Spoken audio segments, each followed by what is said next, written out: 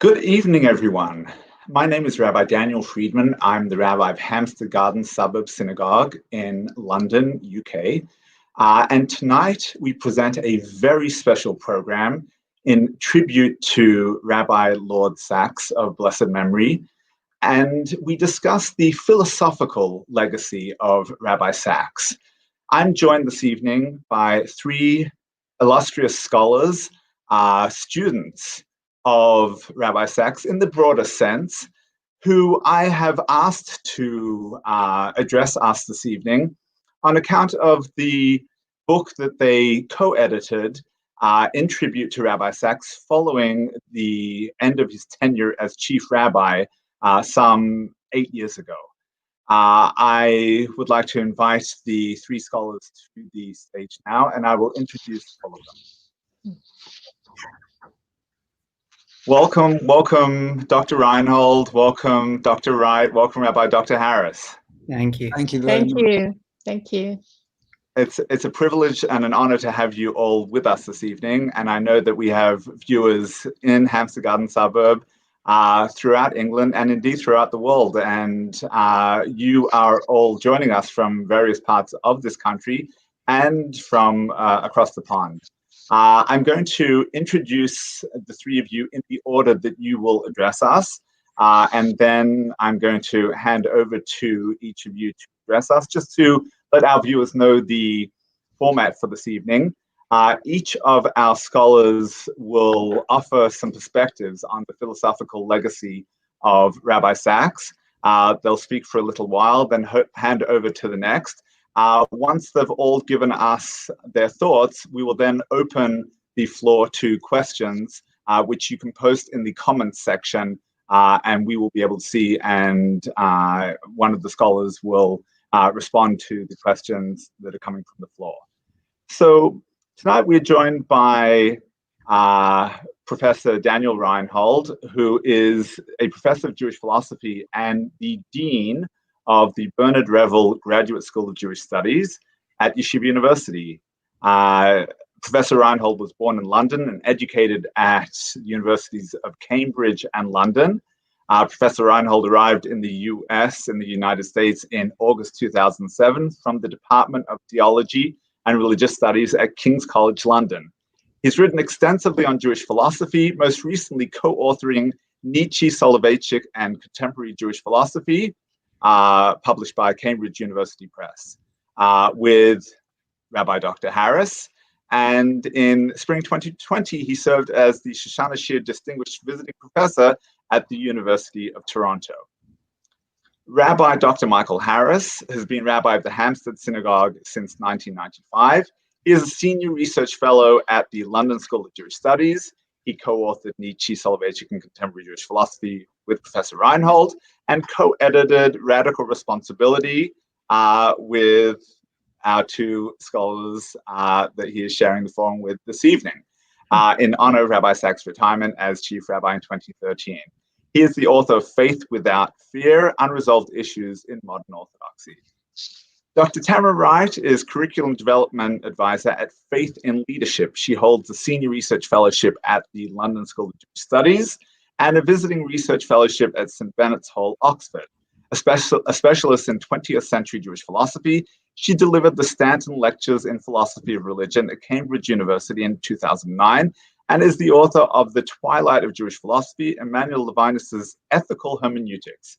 She co-edited Face to Face with Animals, Levinas and the Animal Question, published by State University of New York, and Radical Responsibility with our other panelists this evening. So thank you all for sharing this panel this evening, and we begin with Professor Rynhold. Thank you, Rabbi Friedman. And well, it's certainly an honor to be here doing this tonight. Sadly, of course, it can't be said to be a pleasure, given that the reason for our doing this is the passing of Rabbi Sacks zt'l. But as with many of the people who knew him and who he inspired, the opportunity to discuss his ideas, his Torah, helps us appreciate his power and significance that will, of course, always be with us. And I'm going to focus on just one of those ideas over the next 10 minutes or so. In a way, Rabbi Sacks was a classical Jewish thinker, by which I mean he synthesized Judaism with the best of contemporary thought, so much as Maimonides did way back over 800 years ago with Aristotelian philosophy, and so many Jewish thinkers have ever since. Rabbi Sachs was doing that for his contemporary milieu, though for Rabbi Sachs it wasn't just philosophy, of course, psychology, economics. To be perfectly honest, more or less anything. He was, as I'm sure Michael and Tamra will confirm, and anybody who ever conversed with him on any matter of substance will confirm, he was one of the best read people I've ever met. And at the end of any such conversation, you'd usually come away with an entire bibliography of works that you would need to read to catch up for the next time. But with Rabbi Sachs, what was most eye-catching was that in using these ideas, he always had his eye on their societal implications. So he's kind of adding what a 20th century Jewish thinker spoke of as the Jewish twist, right? So always looking for the practical nafkamina, so to speak. So for example, communitarian ideas, which I believe Michael's going to be discussing and came to the fore in political philosophy in the 1980s, they played a major role in his thinking. And he early on would cite names like Alistair McIntyre and Charles Taylor, who are people who are studied in every moral philosophy course in almost every university, genuinely people of international renown. Rabbi Sachs gave those ideas a very particularly Jewish expression. It's also worth noting that these thinkers who, as I say, internationally renowned, both contributed to Radical Responsibility, the volume that Rabbi Friedman mentioned that we co-edited in honor of Rabbi Sachs's retirement. I just snuck a look today, 2012, can't quite believe it was that long ago. I'm sure Michael and Tamra can't either. But the fact that we approached figures, celebrated figures, both from the Jewish and non-Jewish world, and that they responded with alacrity, and particularly McIntyre and Taylor, with an immediate and enthusiastic yes to writing, contributing to this volume, showed that in a sense, he'd gone from being their student to being their teacher, and really speaks to his stature. One of the most important contributions for me is actually the one that got him in a little bit of hot water in 2002 in a book called Dignity of Difference. But I think the central idea of that work is as important today as it ever was, maybe even more so. And it relates to religious absolutism. So I've always struggled with absolutist conceptions of religion. And by that, what I mean for our purposes today is if you have an absolutist view, then you believe there is one true religion, usually it's your one. And if you don't follow that, right, follow this one true religion, or you will, either burn in hell or whatever the Jewish equivalent would be. But this is the truth. And that can often yield religious intolerance, right? Logically speaking, it need not do, but it often does, because, you are wrong and therefore you have to be persuaded to my view. And indeed intolerance of religions, which are then seen as divisive and the cause of conflict by the outside world. And this really came to a head, obviously, after 9/11, which really exercised Rabbi Sachs, as he put it, in Dignity of Difference. If religion is not part of the solution, it will certainly be part of the problem. So why exactly is absolutism an issue, other than the reasons I've just given? On the one hand, if faith isn't rational, right? If you can't rationally justify faith, then, faith is a revelation from God without which we wouldn't have it, right? And the problem is, speaking from a Jewish perspective, if we think our religion is the one single truth, and anybody who is not an adherent, therefore, is somehow not going to gain salvation or olam haba, whatever it might be, then the question arises, why would God create humankind and implant them with a yearning for truth and transcendence, and then deny 99% of them the possibility of ever reaching any kind of truth or transcendence? right? It's morally problematic. This is a problem that's been brought up by many thinkers over the ages, famously actually associated with Moses Mendelssohn. But it would seem to be problematic that unless you were part of a particular people, Bnei Israel, at Sinai, in the desert at that point, truth and human fulfillment, even, right, religious human fulfillment, is completely shut off to you. On the other hand, if you think faith is rational, right, you think faith is something that you can demonstrate, maybe you can prove to somebody that it's the case. Well, then the problem is you're saying that everyone who isn't Jewish is an idiot, right? They can't follow arguments. Why can't they understand the truth? I'm telling them the truth. Why can't they get it? I often refer, Rabbi Friedman mentioned I taught at King's College London before I came here to America. And I taught there in the Theology and Religious Studies department, primarily non-Jewish students who, if they were foolish enough to take me for all 3 years, knew quite a lot about Judaism by the end of their time taking their theology degree. And yet in all that time, I never got a single convert, right? So here I'm teaching Judaism, and they're not convinced. They know a lot about it. Why? Either I'm a lousy teacher, possible. They're maybe just deeply unintelligent, clearly not the case. So why not? Well, Rabbi Sacks, I think, explains to us the reason for this. And to me, it was very important that a figure of the stature of Rabbi Sacks therefore rejected the kind of absolutism that I've outlined, because for Rabbi Sacks, it rested on what he thought was a historical error of great moment that became deeply embedded in Western consciousness. He called it Plato's ghost. And what it boils down to in its most basic terms is the claim that truth is universal. And there are many universal truths.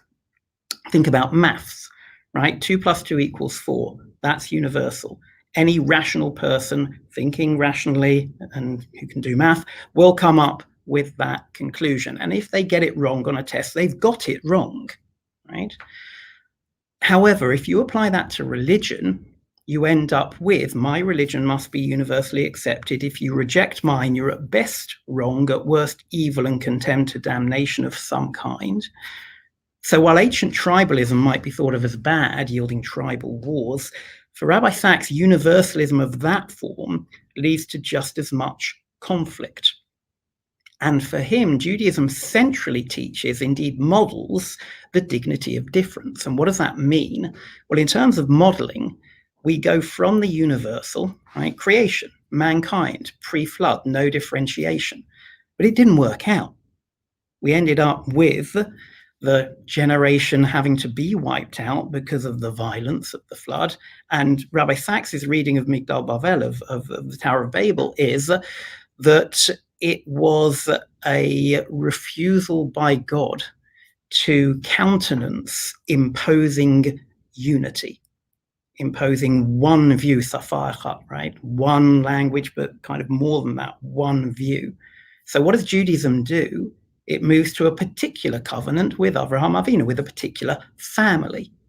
So we have a universal covenant of creation, but then a particular one of our own to teach, as Rabbi Sacks said, there's one God, but we don't all have to serve him in the same way to be decent human beings, right? What we have in common is obviously of great importance, but what makes us fully human is to do with what differentiates us, our cultures, our religions, our families, right? Those things matter. Think about it. The reason we care about our kids is because they're our kids, right? It doesn't strike us as wrong, as a problem. Why am I not treating all children equally as I should, if all that matters is their universal value, right? And that's real, right? All children, all humans do have that value, but they are who they are and we are who we are because of what's particular about us, right? That lies at the foundation of what makes us human. It's part and parcel of making us human. And for Rabbi Sacks, this was a central pillar of Judaism. Indeed, an idea that we brought to the world. It's our story. We go from the universal to the particular. And then we aim to reach out again to the universal, but from within our own particular locations. And frankly, I'm very proud that in our religion, this anti-absolutist strand has sources that go all the way back to the Tanaim, right? Chasidei Umot HaOlam, they have, right, Olam Haba in the Tosefta. You don't have to be Jewish in order to gain some kind of fulfillment. But more than that, Rabbi Sacks, in doing this, doesn't try to universalize Judaism or explain it in universal terms any more than I can universalize my family traditions and customs, right? It's how we do this. Other religions need not do it the same way. And in that sense, Judaism, to quote Rabbi Sacks, is, I quote, a protest against empires, because imperialism and its latter-day successors, totalitarianism and fundamentalism, are attempts to impose a single truth on a plural world.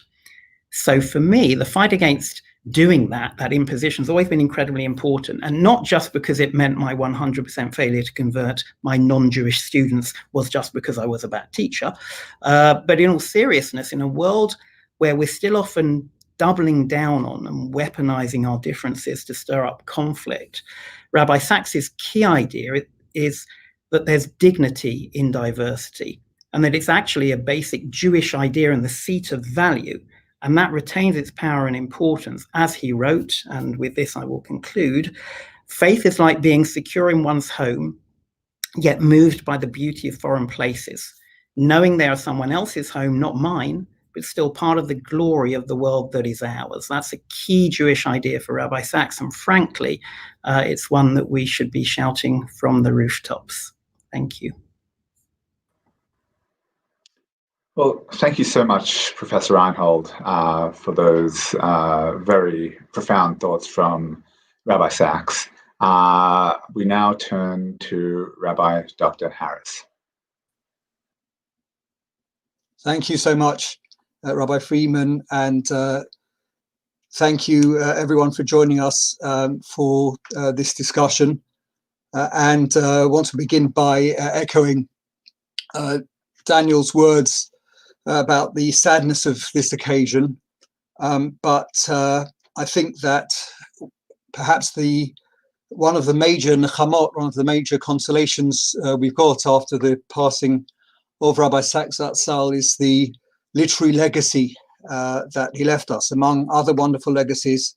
But that literary legacy is a body of work that will continue to be read for many years and decades to come.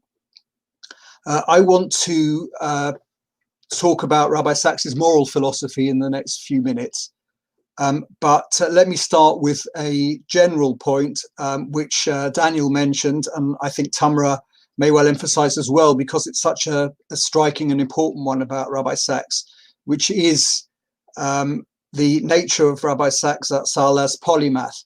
The way that he's so interdisciplinary.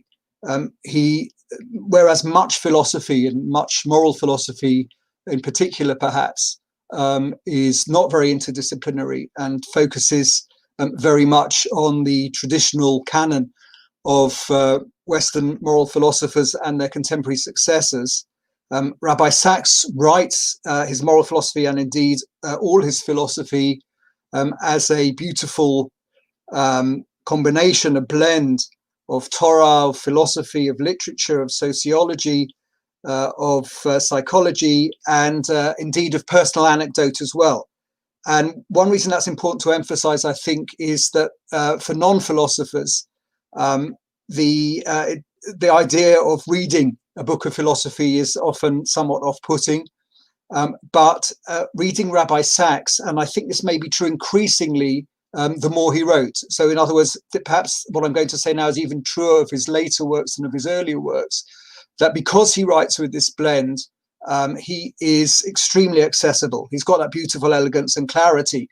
But beyond that, the fact that he is bringing in so much and able to shift seamlessly to a personal anecdote from a general philosophical comment really makes him an absolute pleasure to read. And don't be put off by the word philosophy, which I know puts some people off, presumably not those attending tonight, though, with the title Philosophical Legacy of Rabbi Sacks, but he really is very easy to learn from. Moving now to his moral philosophy in particular, and I'm going to pick up on the idea, the concept which Daniel trailed, which is communitarianism. Communitarianism is something that Rabbi Sachs was very drawn to from his early works, right through until his book Morality, which was published in this calendar year in 2020. The Rabbi Sachs is very drawn to communitarianism over the whole time, the whole career of his writing. Daniel mentioned Alistair MacIntyre and Charles Taylor, who contributed to the Festschrift, which the three of us had the pleasure of co-editing for Rabbi Sachs's retirement as chief rabbi. Also, Michael Walzer is often referred to in the literature in this connection. He was another contributor actually to the Festschrift, and Michael Sandel is another name who's mentioned, another hero of Rabbi Sachs, and indeed Rabbi Sachs was a hero of his. Michael Sandel referred to Rabbi Sachs as the public philosopher of the Jewish people. So these four thinkers, MacIntyre, Sandel, Taylor, Walzer, and some others, are communitarians. What does that mean? It means that they oppose the idea of liberal individualism, that our identities are something which we can choose completely, that as it were, we come into the world and then we can choose our identity and our moral obligations, and we don't come in any context. Communitarianism objects to that idea, opposes that idea, and insists that our identities and our moral obligations are primarily rooted in the communities we belong to and in their histories. So Daniel actually again trailed this idea because many aspects of Rabbi Sachs's philosophy are overlapping. So the idea which Daniel mentioned of the personal and the universal and personal obligations comes in here as well. To try and illustrate this in a clear way, in one of his earliest works, Tradition in an Untraditional Age, Rabbi Sachs cites Charles Dickens in Bleak House. And Dickens in Bleak House has two characters, Mrs. Pardiggle and Mrs. Jellyby, ladies of what Dickens calls rapacious benevolence, who are so taken up with doing good works on behalf of people thousands of miles away across the world that they neglect and ultimately destroy their own families. And what liberal individualism overlooks and communitarianism picks up on is the very powerful intuition that we have, that there must be moral obligations which each of us has, which are not universal and are to do with a particular setting and context into which we were born and into which we find ourselves. So, we have obligations to our parents. Parents have obligations to their children. And those obligations, most of us believe, and arguably most people have believed at most times in history, those obligations are non-negotiable, and we didn't choose them. But nevertheless, they are our obligations, and we feel intuitively there's something very wrong with Mrs. Pardiggle and Mrs. Jellyby, who don't in some sense privilege their moral obligations to their own families.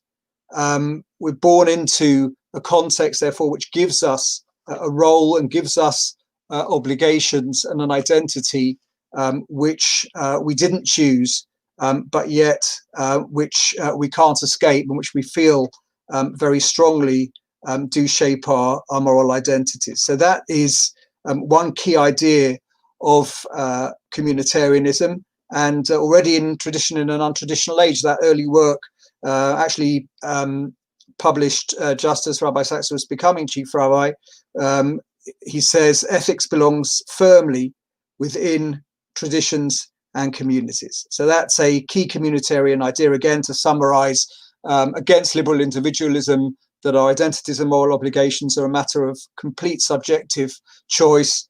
On the contrary, we're born into communities. Those communities have histories, and that social identity that we are born into generates largely generates our identity and our moral commitments. Related to this is another communitarian idea which Rabbi Sachs is very keen on, that morality flourishes in the middle ground. By the middle ground is meant not at one end of the spectrum the state, neither at the other end of the spectrum the individual. Morality doesn't flourish in either of those settings. Rabbi Sachs explains because when morality is at the level of the state, it can become totalitarian and it can ruthlessly suppress the different perspectives of minorities. When morality is just of an individual, it doesn't have a sufficiently strong basis, it's just one person.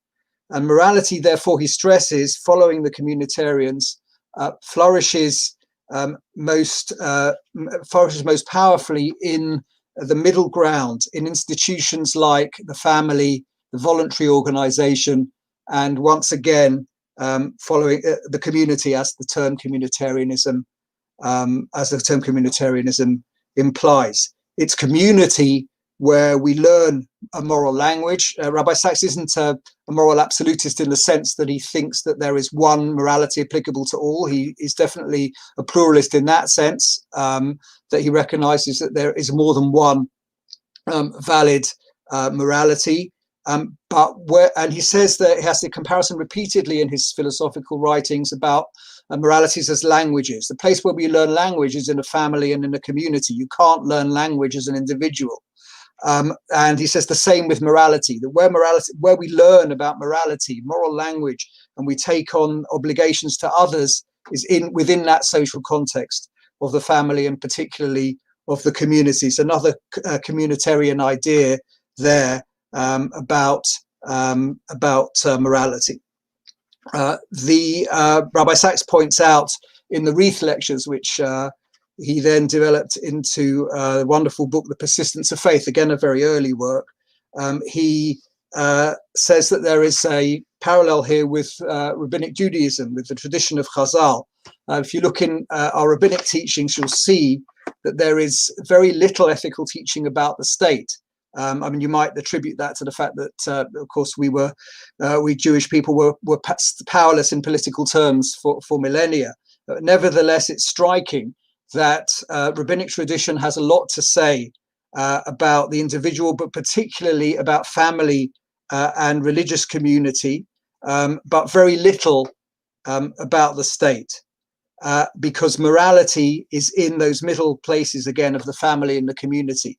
And Rabbi Sachs points out very astutely in the Wreath lectures that the successful state, the successful political state, relies on people living according to virtues and values which are not best nurtured by the state itself, but are nurtured in communities. And what a successful country, a successful state needs is people to live according to the values and that they've learned and the virtues they've developed within locations which are smaller than the state, such as the community.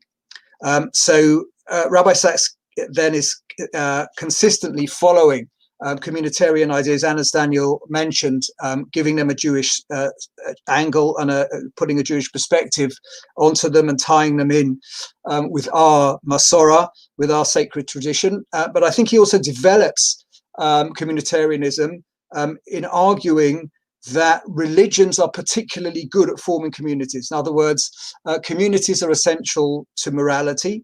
It's essential to learning morality, developing moral values, to our moral identity. But what is it that generates communities like almost nothing else? Religions. Religions tend to build and form and generate communities. So that's all. That in a nutshell is a brief summary of Rabbi Sachs on communitarianism. And those ideas all carry forward to his last work, 2020 book, Morality, where he revisits all of these ideas, and the fact that from his earliest works to his to the last work published in his lifetime, he's following that communitarian line is extremely significant, and shows, again, as Daniel mentioned, that it's a key motif of his philosophy, particularly of his moral philosophy. Let me just end by briefly referring to the concept of responsibility, because even in a very short presentation about Rabbi Sacks's moral philosophy, that has to be mentioned. Responsibility is a key theme of his, not just in his writing, also in practice. His second decade as chief rabbi, he labeled the decade of responsibility. And he wrote a book connected with that, To Heal a Fractured World. And that book is actually subtitled The Ethics of Responsibility. So although we don't have time to go into that at this juncture, it would be remiss not to mention that responsibility is a key concept for him. And in his book, The Home We Build Together, where he's arguing about basically how Britain can succeed as a society, he's stressing very much responsibility-based citizenship rather than rights-based citizenship. And finally, I began with a general point, so let me end with a general point. Near the end of chapter 1 of To Heal a Fractured World, there is a lovely quote from Rabbi Sacks, which I think is true of all of his philosophical writing. And he writes there, "I have written this book not only for Jews, but as a Jewish voice in the conversation of humankind." And that really picks up on something that Daniel wrote. Daniel wrote the best bits of the introduction that we co-wrote for Radical Responsibility. And in Daniel, bit of an introduction that Daniel wrote, he pointed out that Rabbi Sacks doesn't just, in the tradition of Rambam, defend Judaism against intellectual currents from outside that may be threatening it, but goes much further than that, is much bolder than that, and takes Judaism into the public square and analyzes what our tradition has to contribute to the global ethical debate. A Jewish voice in the conversation of humankind.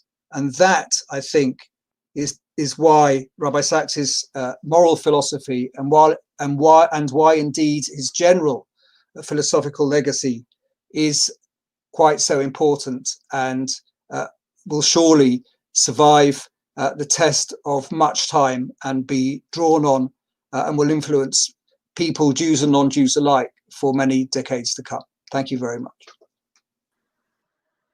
Well, thank you, Rabbi Dr. Harris, for sharing those insights. And certainly, Rabbi Sacks was a religious figure and leader and spiritual guide, not only to the Jewish community, but far beyond, to see Prince Charles and a range of politicians who are mourning his passing, as we all are.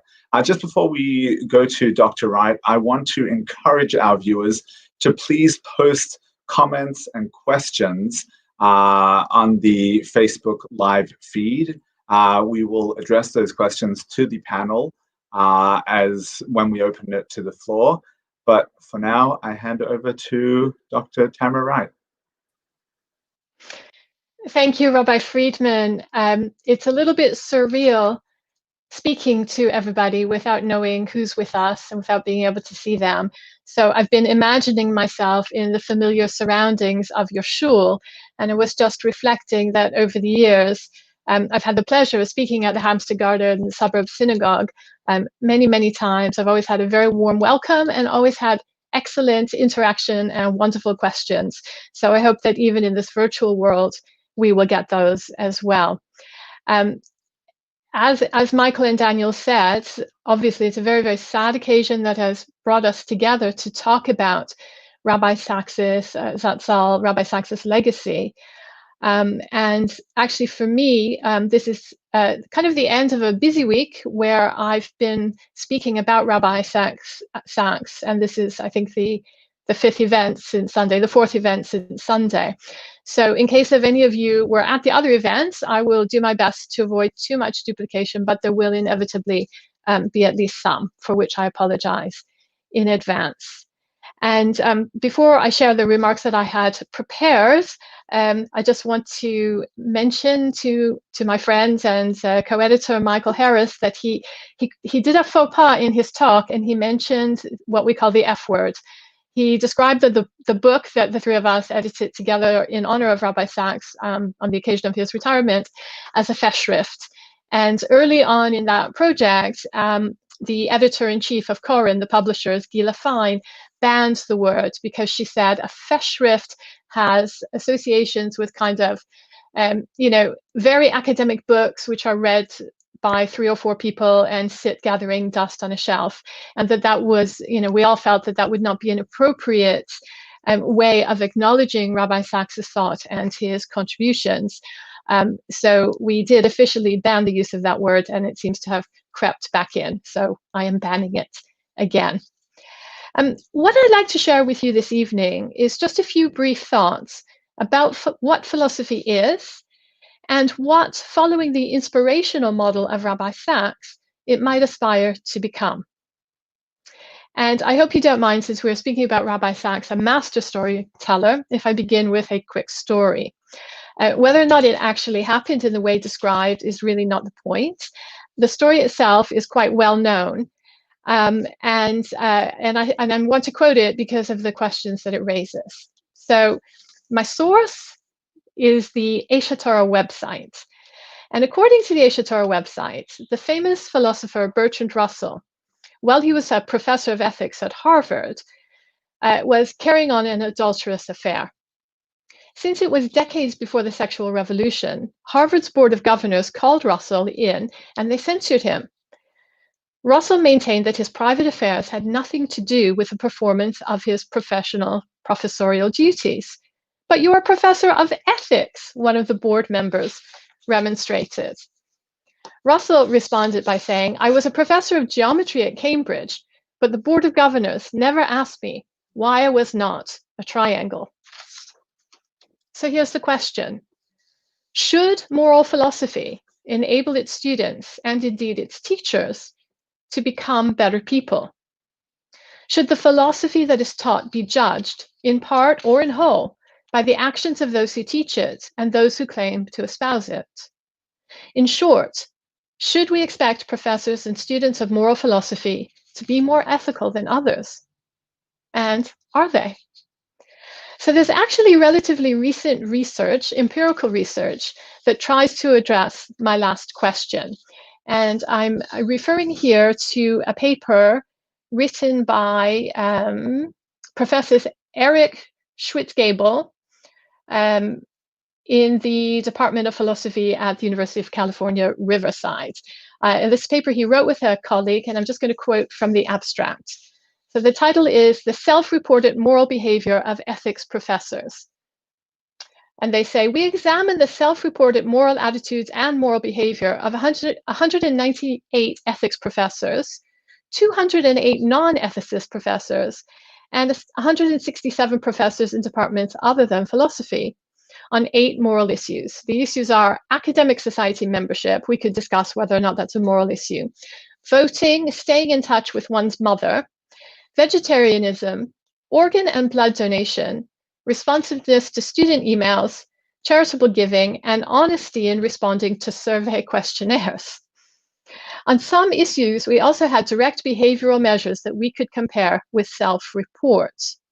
And what these researchers found was that the professors of ethics were somewhat more stringent in their attitudes on certain ethical issues, such as vegetarianism and charitable donation. They were strongly in favor of both. But on no issue did the ethicists, the professors of ethics, actually show significantly better behavior than the comparison groups. And there's also other research that I've seen that shows that the most frequently stolen books from the shelves of university libraries are books about ethics. Okay, so let's go back to thinking about Rabbi Sachs, zt'l. Rabbi Sachs, I would say, was not a professional philosopher on the model of Bertrand Russell or his own teacher, Bernard Williams. He didn't really publish a lot of scholarly philosophical monographs or a vast body of academic articles refereed by his peers and appearing in learned journals. As Michael and Daniel have mentioned, his writings drew on moral and political philosophy and also on a vast range of other academic disciplines. I do fully expect that some of his key insights will interest and occupy the attention of Jewish thinkers and other philosophers for many decades to come. And we've seen a wonderful illustration of this already this evening in the way that both Michael and Daniel have presented some of Rabbi Saks's key ideas. But I also think that in some ways, Rabbi Saks was aiming higher. He was playing a bigger game than academic philosophy, or even Jewish philosophy, as they are currently defined, can accommodate. So let's just take a step back and ask this question. What is a philosopher? And as many people do, I began rethinking this question by asking Google for a definition. And here are the results that I got. First up, this was from Google in partnership with Oxford Languages. Philosopher, noun, a person engaged or learned in philosophy, especially as an academic discipline. And here's the second definition, which I strongly prefer. It is from dictionary.com. Philosopher, noun, a person who offers views or theories on profound questions in ethics, metaphysics, logic, and other related fields. A person who is deeply versed in philosophy. A person who regulates his or her life, actions, judgments, utterances, etc., by the light of philosophy or reason. I believe that with one tweak, we can apply all of those different definitions to Rabbi Saks. He offered us views on profound questions in ethics and moral philosophy and the philosophy of religion. He was deeply versed in philosophy, and he clearly aspired to regulate his life, actions, judgments, utterances, and so forth by the light of, and here, of course, is the tweak, by the light of both reason and of the teachings of Torah.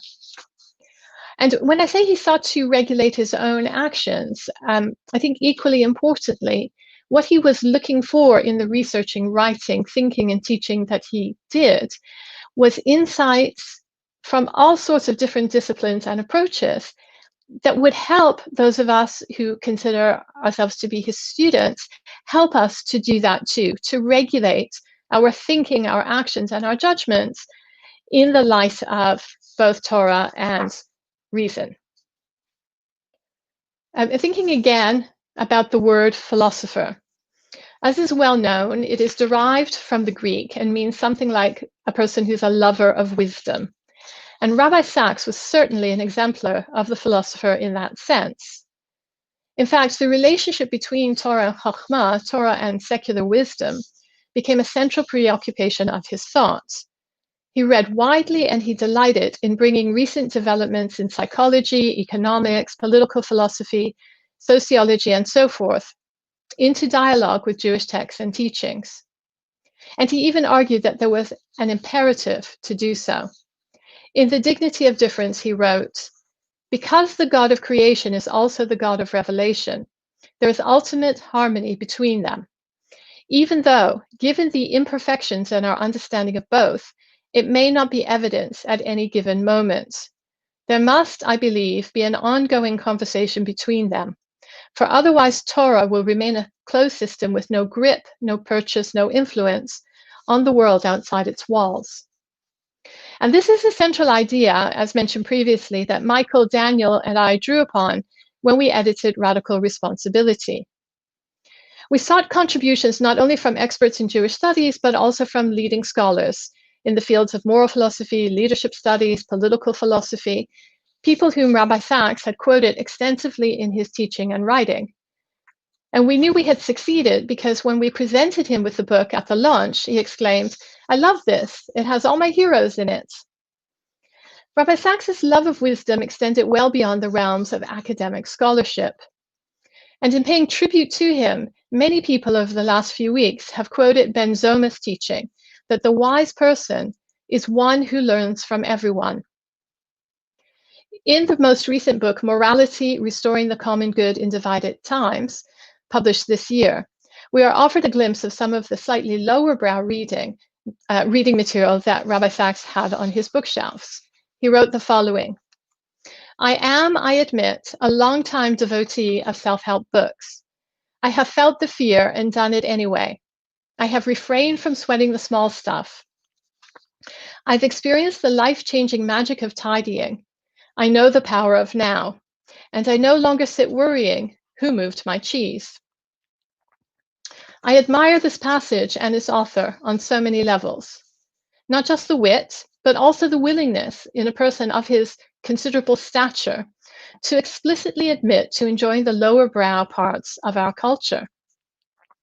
And even more importantly, to allow us to infer that the real human being behind the fetid public persona might also have struggled with anxiety, with fear and doubt, and perhaps even a messy room. And this is really one of the things that has fascinated me most about Rabbi Sacks, was the way in which he was interested at every single level in very important questions. And the questions were about how do we, as individuals and as families and as communities and as societies and nations, how do we become stronger? How do we become better? How do we mutually support each other in changing the world for the better, in the phrase, to healing a fractured world? How do we do all of these things? And Rabbi Sacks wrote about these things at the highest level of abstract thinking, but also was very interested in the much more concrete ways in which these things can be achieved. And I'm going to conclude by doing something that Michael has said I always do. Michael says that you never leave a meeting with Tamra without homework. So I'm going to suggest some homework to all of us, which is to watch or rewatch Rabbi Sacks's incredible TED Talk.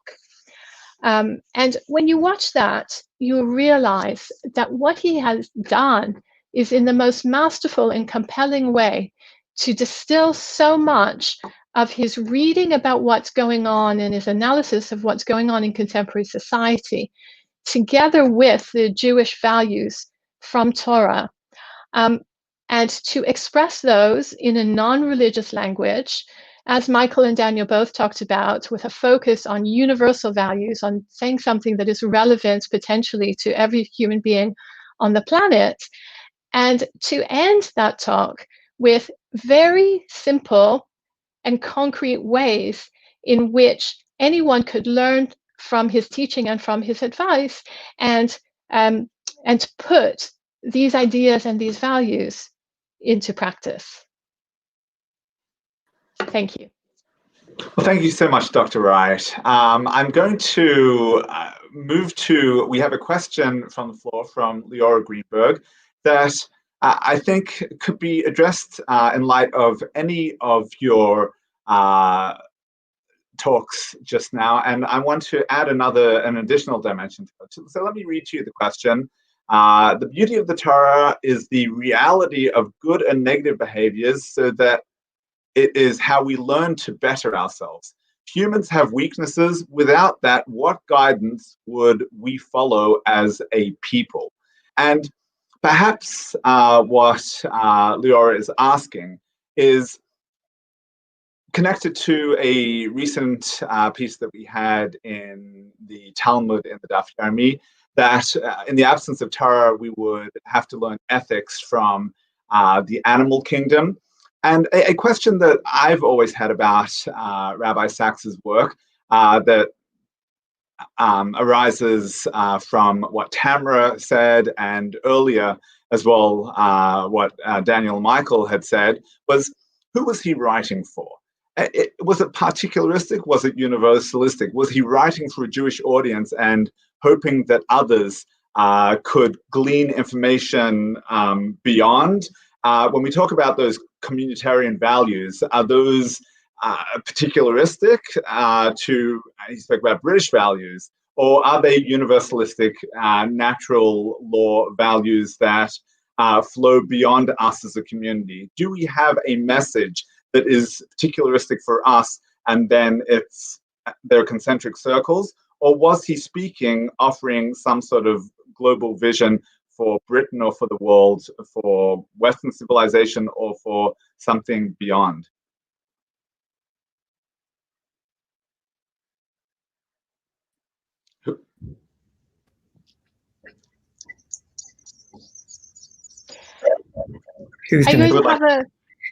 I'll have a quick stab, very quick stab, initial response. And again, this is something that I've been thinking about as I've been rereading Rabbi Sacks's work recently, which is that, first of all, the answer to the question depends what book What book are we talking about? If we are talking about the morality book or Not in God's Name or some of the other works, definitely he is writing for any intelligent, interested reader anywhere in the world and at any point in the future, I think. And some of the time he's writing for the Jewish community. And that ability to combine those perspectives and to speak to these different audiences is absolutely in alignment with the type of philosophy that was Rabbi Sax's. Yeah, absolutely. Yeah, I agree with that completely. I think it depends on.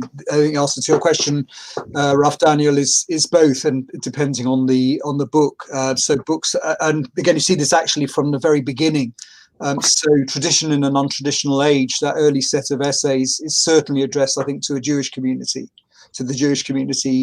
fairly exclusively, whereas the Wreath lectures of the persistence of faith is certainly to a wider audience. And I think you get that, obviously the Haggadah and the Siddur and the Machzorim are for us in the Jewish world, and morality and the home we build together, etc., for outside. So as Tamra says, it's the twin perspectives, impressively articulated by a single individual. But I think what connects them perhaps is a meta theme in Rabbi Sacks, which is, I think, although he actually didn't identify explicitly, I think it's true to say that he was careful not to identify himself explicitly with modern orthodoxy throughout his career. He preferred the phrase Torah v'chokhmah. I think he had a broader perspective than he felt that modern orthodoxy articulated. But one key idea, I think, which is central to modern orthodoxy, even though Rabbi Sacks wouldn't have described himself like that, is from within the matrix of the particular, reaching out to have universal significance. And I think he does that as well. Yeah, I mean, I was just to pick up on the final point Michael made in terms of, is it particular, is it universal? In a sense, I think he wants to, in part, break down that distinction as being clear polar opposites. There are meta themes that are universal, like the communitarian theme, but the communitarian theme being universal, which is that, your community matters. That's universally true. However, each community might well have different values within it. That is the way that they express, their vision of the good. So that's not universal. And what he would always do, even in the works that are more outward looking, and this is what I think is so important and has become much more of a theme in contemporary Jewish thought, is to do that in a way that is unabashedly particularistic, right? I'm not going to explain to you, for example, why Shabbat is just like Sunday, but we do it as Jews. No, it's really not. They're different, and it's irreducibly different, but that doesn't mean that I can't talk about Shabbat in a way that could nonetheless impart certain broader lessons to you. So he doesn't want to reduce, and that's so important because that allows you to maintain total and passionate commitment to something very particular like orthodoxy without cutting yourself off from the world about you. And I think that's really central to what he was doing. You mentioned earlier, Daniel, that Rabbi Sacks spoke about the universalism and then the particularism, and that there were different ways to be able to reach God. Would that only be within a framework of monotheism? Or, I know he certainly spoke to the Abrahamic religions. How would Rabbi Sacks feel beyond the monotheistic framework? And is that something that that Abraham had to bring to the world, or is it irrelevant? It's important that the kind of the degree of if for want of a better word, pluralism or diversity that he talks about isn't relativistic, right? So there are certain ways of life that are just bad and wrong. So this isn't at all to do with an anything goes type of approach. In terms of monotheism, that's an interesting question, because I would think that the idea of an extremely good and ethical person who wasn't religious would be something that I absolutely recognize. So at that point, it gets into bigger issues as to whether or not, and kind of Tamra can maybe speak to this from her Levinasian perspective, but whether or not the recognition of ethics in and of itself somehow is a recognition of transcendence, of something beyond the natural and the human, so that, you know, people would not describe themselves as monotheistic in that sense. But as soon as you have a total commitment to the ethical, maybe you're betraying a certain recognition of something beyond, and that would certainly be important across the board. Tamra, did you want to respond?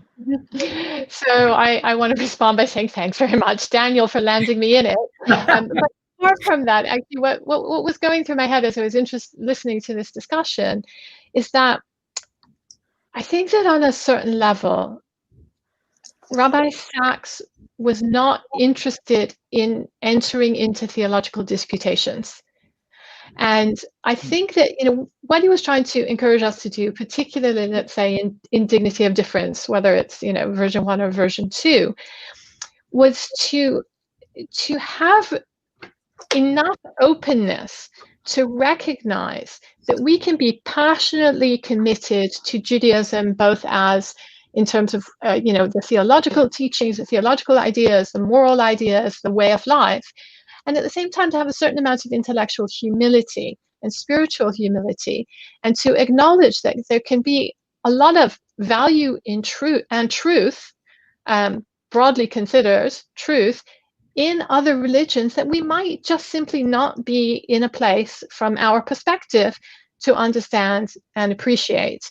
And so, you know, even just to kind of take the example of polytheism, these are often, you know, the study of other religions, the study of non-Western religions is sort of historically very contingent, was done by largely Christian white men, right, at certain periods of history, and sort of imposing the kind of categories that they took from the Christian religion and tried to see, well, how do other religions kind of fit into this? And so I think that we need, in any case, a more kind of sophisticated understanding of other people's ways of thinking and practicing before we could presume to pass judgment on that. But more importantly, who are we to pass judgment? It's not our business, right? I've just got this very alarming sign that my battery is running low. So if I disappear, you'll know why. But I think, you know, really the important point is that there is so much of pressing importance that we need to do together as communities, societies, you know, people of faith and people who are avowedly atheists, that we should leave the disputations of the Middle Ages behind us, and we should work together for the common good, and have some humility, I think is the way I would put it. And now I'm going to check my electrical connection while you carry on. So, well, that's a very helpful perspective. I think all of our batteries are coming to a close right now. So I'll wait for Tamra to get back, but I do want to thank you all for a wonderful, invigorating evening that taught us so much and left us with so much more to think about.